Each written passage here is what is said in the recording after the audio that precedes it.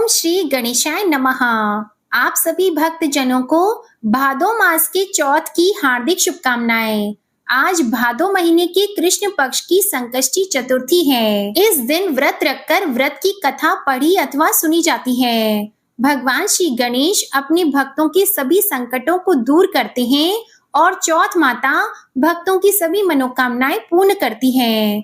प्रिय भक्त जनों, आइए अब आप सुनिए संकष्टी चतुर्थी के दिन सुनी जाने वाली संकष्टी चतुर्थी की व्रत कथा और चौथ माता की कथा। भादो मास के कृष्ण पक्ष की संकष्टी चतुर्थी व्रत की पौराणिक कथा के अनुसार एक बार पार्वती जी ने गणेश जी से पूछा कि हे पुत्र, भादो कृष्ण चतुर्थी को संकट नाशक चतुर्थी कहा गया है, अतः उस दिन का व्रत किस प्रकार किया जाता है मुझे समझा कर कहो। तब गणेश जी ने कहा, हे माता, भाद्रपद कृष्ण चतुर्थी सब संकटों की नाशक, विविध फलदायक एवं संपूर्ण सिद्धियों को देने वाली है। पूर्व वर्णित विधि से ही पूजा करनी चाहिए। हे पार्वती माता, इस व्रत में आहार संबंधी कुछ विशेषताएं हैं, उन्हें बताता हूँ। श्री कृष्ण जी कहते हैं कि हे युधिष्ठिर, पुत्र की ऐसी बात सुनकर पार्वती जी ने उनसे पूछा कि आहार और पूजन में क्या विशेषता है, उसे कहो। तब गणेश जी ने कहा कि गुरु द्वारा वर्णित प्रणाली से इस दिन भक्ति भाव से पूजन करें। 12 महीनों में अलग अलग नामों से गणेश जी की पूजा करनी चाहिए। विनायक, एकदंत, कृष्ण पिंग, गजानन, लंबोदर, भालचंद्र, हेरंब, विकट, वक्रतुंड, आखुरथ, विघ्नराज और गणाधिप, इन 12 नामों से व्रती को गणेश जी की पूजा करनी चाहिए। अलग अलग महीने में एक एक नाम से पूजा करें। चतुर्थी के दिन प्रातः नित्य कर्म से निवृत्त होकर व्रत का संकल्प करें, फिर रात्रि में पूजन और कथा श्रवण करें। पूर्व काल में एक नल नामक पुण्यात्मा और यशस्वी राजा हुए। उनकी रूपशालिनी रानी दमयंती नाम से प्रसिद्ध थी। एक बार उन्हें शापग्रस्त होकर राज्यच्युत होना पड़ा और रानी के वियोग में कष्ट सहना पड़ा। तब उनकी रानी दमयंती ने इस सर्वोत्तम व्रत को किया। पार्वती जी ने पूछा, हे पुत्र, दमयंती ने किस विधि से इस व्रत को किया और किस प्रकार व्रत के प्रभाव से 3 महीने के अंदर ही उन्हें अपने पति से मिलने का संयोग प्राप्त हुआ, इन सब बातों को आप बताइए। श्री कृष्ण जी ने कहा कि हे युधिष्ठिर, पार्वती जी के ऐसा पूछने पर बुद्धि के भंडार गणेश जी ने जैसा उत्तर दिया उसे मैं कहता हूँ, आप सुनिए। श्री गणेश जी कहते हैं, हे माता, राजा नल को बड़ी बड़ी आपदाओं का सामना करना पड़ा था।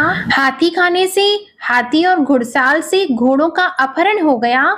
डाकुओं ने राजकोष लूट लिया और अग्नि की ज्वालाओं में घिरकर उनका महल भस्मसात हो गया। राज्य को नष्ट करने वाले मंत्री लोगों ने भी उनका साथ छोड़ दिया। राजा जुए में सर्वस्व गंवा बैठे। उनकी राजधानी भी हाथ से निकल गई। सभी ओर से निराश और असहाय होकर राजा वन में चले गए। वन में रहते समय उन्हें दमयंती के साथ अनेक कष्ट झेलने पड़े।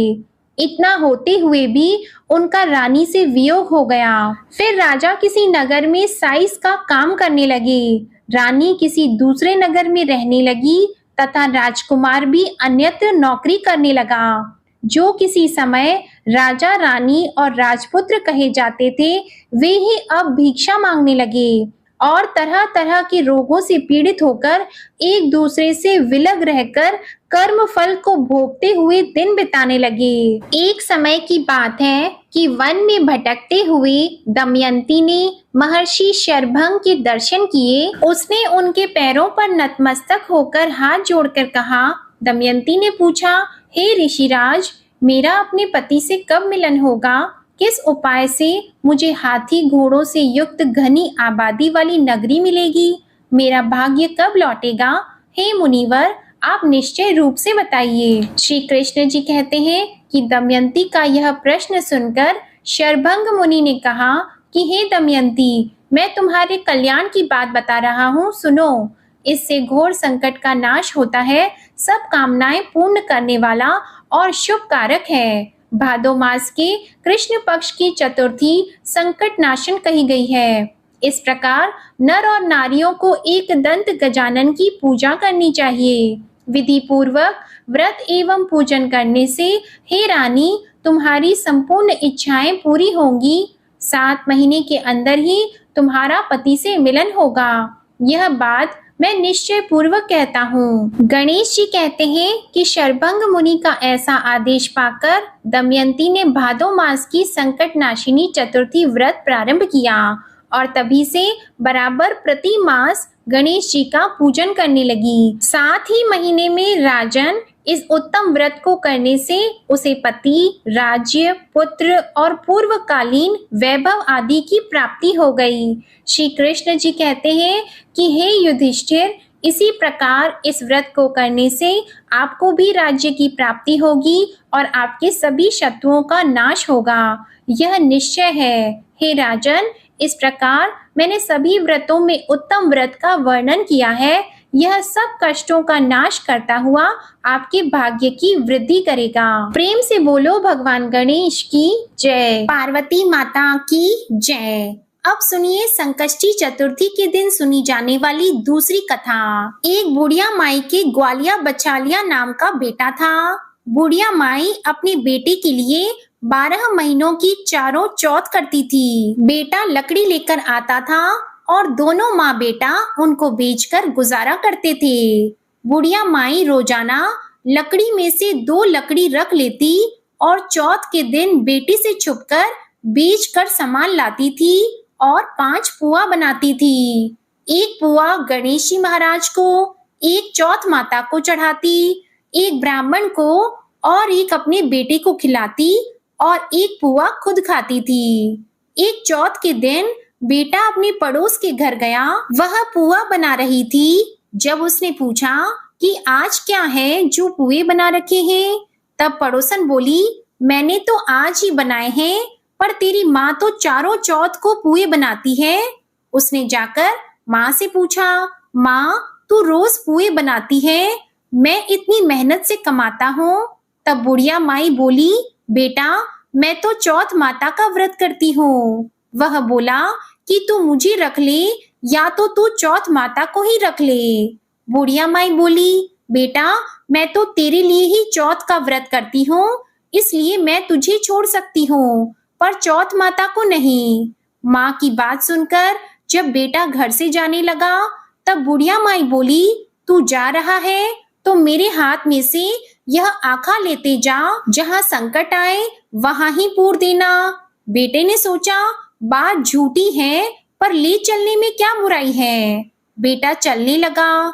वह थोड़ी ही दूर पहुंचा था कि उसने देखा खून की नदी बह रही थी। कहीं से भी रास्ता नहीं मिला, तो आखा पूर कर बोला कि चौथ माता अगर तू सच्ची है तो रास्ता हो जाए। ऐसा कहते ही झट से रास्ता मिल गया। आगे गया तो घनघोर अंधेरा उजाड़ फैला हुआ था। उसने मन में सोचा कि मुझे तो शेर बघेरे खा जाएंगे, इसलिए वह एक और आखा पूर कर बोला, चौथ माता मुझे रास्ता मिल जाए। और देखते ही देखते जल्दी से उसे रास्ता मिल गया। वह आगे गया। चलते चलते एक राजा की नगरी में पहुंचा। वहां का राजा रोजाना एक आदमी की बलि देता था। वह एक बुढ़िया माई के पास गया। वह बुढ़िया माई रोती जा रही थी और पुए बना रही थी। लड़के ने बुढ़िया माई से पूछा, बुढ़िया माई क्यों रो रही हो? तो बुढ़िया माई ने उत्तर दिया कि मेरा एक ही बेटा है जिसकी कल राजा बलि देने वाला है और आज मैं उसी के लिए पुए बना रही हूँ। वह बोला, बुढ़िया माई अपने बेटे की जगह मुझे पुए खिला दे तो मैं उसकी जगह बलि चढ़ने चला जाऊंगा। बुढ़िया माई ने कहा, मैं दूसरे के बेटे को कैसे भेज सकती हूँ, लेकिन वह नहीं माना। तो बुढ़िया माई ने उसे ही पुए खिला दिए। अगले दिन जब राजा का संदेश आया तो बुढ़िया माई ने सोचा, मैं कैसे दूसरे के बेटे को बलि चढ़ने के लिए भेज सकती हूँ, मैं ऐसा नहीं कर सकती। लेकिन बाहर की आवाज सुनकर बेटा जाग गया और राजा के आदमियों के साथ चला गया। वहां मटके पकाने का हाव, जिसमें कुम्हार मटके को पकाता है, बना हुआ था, जो एक मनुष्य का भोग लेने के बाद ही उसमें हावे पकते थे। उन सब ने मिलकर उसको हवा में चुन दिया। वह आखा पूर कर हाव में बैठ गया। एक ही दिन में हाव पक गया और मिट्टी के घड़े सोने चांदी के बन गए। वहां एक जमादारनी झाड़ू लगा रही थी। तब झाड़ू से एक कंकड़ उछलकर उन बर्तनों से जा टकराया। तब जमादारनी ने राजा जी को जाकर बताया कि राजा जी, आपका हाव पक गया है। तब राजा ने सोचा कि पहले तो हाव 8 दिन में पकता था, आज एक ही दिन में कैसे पक गया। तब जाकर राजा ने देखा तो वहां पर मिट्टी के मटकों की जगह हीरे, मोती और सोने चांदी के कलश हो गए थे। और अंदर से आवाज आई कि धीरे से उतारो। अंदर से किसी आदमी की आवाज को सुनकर राजा और राजा के आदमी डर गए। सोचने लगे कि अंदर कौन सा प्रेत आ गया। फिर वह बोला कि डरो मत, मैं तो सिर्फ एक आदमी हूँ जिसको तुमने अंदर चुना था। देखो तो अंदर हरे हरे ज्वारे उग रहे थे। राजा ने पूछा कि तू अंदर जिंदा कैसे बच गया। तब उसने बताया कि मेरी माँ चौथ का व्रत करती है। जब मैं घर से निकला था तो मेरी माँ ने मुझे आंखें दिए थे, मैं उन्हीं को पूर कर बैठ गया और चौथ माता की कृपा के कारण बच गया। तब राजा ने कहा कि मैं तेरे को एक घोड़े पर बैठाकर साकल बांध देता हूँ। अगर यह साकल खुलकर मुझे बंध जाएगी तो मैं तेरी चौथ माता को सच्ची मान लूंगा। इस प्रकार जब वह आंखें पूर कर बैठ गया और चौथ माता से कहने लगा, हे चौथ माता, अब आप ही मेरी लाज बचाना। तब साकल खुलकर राजा की बंध गई। इससे प्रसन्न होकर राजा ने अपनी बेटी का विवाह उस लड़के से कर दिया और बहुत सा धन दौलत देकर उसे विदा कर दिया। लड़के की पड़ोसन घर के बाहर ही खड़ी थी। उसने देखा तो जाकर लड़के की माँ से कहा, माई, तेरे बेटी बहू आए हैं। लड़के की माँ को विश्वास नहीं हुआ। जब वह छत पर चढ़कर देखने लगी तो देखा सच में बहू बेटे आ रहे थे। हे चौथ माता, जैसे आपने बुढ़िया और उसके बेटे पर कृपा की, वैसे ही सभी पर अपनी कृपा करना। भादवे की चौथ माता की कहानी कहने वाले को, कहानी सुनने वाले को, हुंकारा भरने वाले को और पूरे परिवार पर अपनी कृपा करना। यह थी भादवा चौथ माता की कहानी। अब सुनिए दूसरी कहानी। पौराणिक कथा के अनुसार एक गांव में एक सेठ सेठानी थे। उनके एक बेटा और एक बहू थे। बहू सबको भोजन करा के फिर स्वयं भोजन करती थी। एक पड़ोसन ऐसी भी थी जो रोज पूछती थी कि बहू, आज क्या बनाया है, क्या खाया है। तो बहू कहती, ठंडो बासी। एक दिन उसके पति ने ऐसा सुनकर विचार किया कि आज तो पकवान बनाए जाएं, फिर देखें कि मेरी पत्नी क्या कहती है। उसने तरह तरह के पकवान बनवाए और घर के सभी लोगों ने एक साथ बैठकर भोजन किया। आज भी पड़ोसन ने पूछा तो बहू ने कहा कि ठंडो बासी। सेठ के लड़के ने सोचा, हो न हो कोई बात अवश्य है जिससे कि मेरी पत्नी ऐसा कहती है। उसने पत्नी से पूछा, तुम रोज ठंडो बासी खाया ऐसा क्यों कहती हो, जबकि हम सब ने एक साथ बैठकर कई तरह के पकवान खाए। उसकी पत्नी बोली, हम जो खा रहे हैं वह बाप बूढ़ों की कमाई है।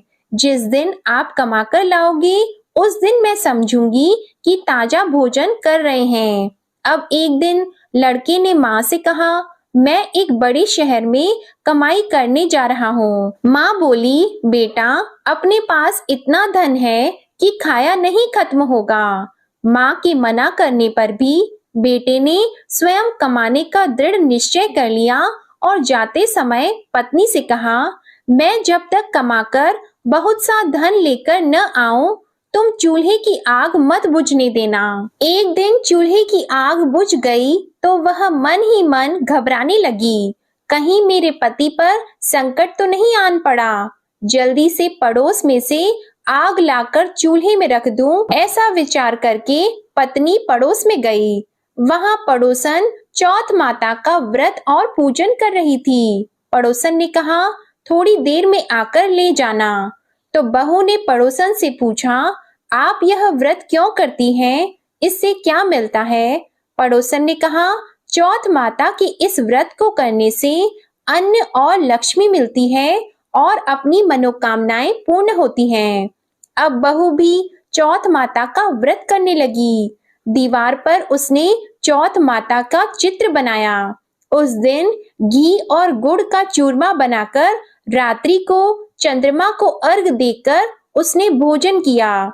ऐसा करते करते बहुत दिन हो गए। चौथ माता ने उस बहू के पति को सपना दिया कि साहूकार का बेटा, तू जागे कि सोवे, तेरी पत्नी तुझे बहुत याद कर रही है, घर जाकर उसकी चिंता मिटा दे। तू दुकान खोलकर कंकु केशर का पगलिया बना के बैठ जाना। आज तेरा हिसाब किताब चुकता हो जाएगा।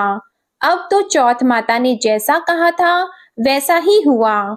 उसने घर जाने की तैयारी की और गाड़ी भर के धन दौलत लेकर चल दिया।